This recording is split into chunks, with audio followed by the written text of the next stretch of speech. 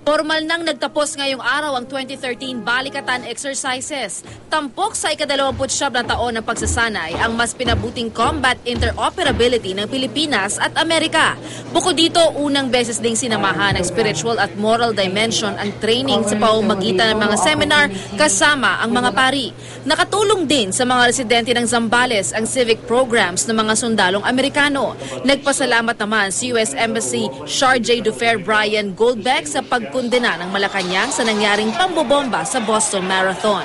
Patunay daw ito ng pagiging magkakampi ng dalawang bansa sa pagsugpo ng transnational terrorism. Isa ang Pilipinas sa 7 bansa kung saan may mutual defense treaty ang Amerika. Ibig sabihin, susuportahan nila tayo sa ating laban kontra terorismo at maging sa territorial wars. Nag-ikot ang pinagsanim na puwersa ng Department of Trade and Industry at Department of Agriculture sa Paco, Maynila para i-monitor ang presyo ng mga bilihin. Mula sa wet market, sinuyod nila maging ang mga hardware. Ang presyo ng baboy tumaas ng 10 piso mula 180 pesos noong nakaraang linggo. Dahil yan sa pagtaas ng production cost sa mga babuyan. Doble alaga kasi sila dala ng init ng panahon. Ang asukal naman mula 46 pesos kada kilo tumaas ng hanggang piso ang bentahan dahil sa mataas na demand.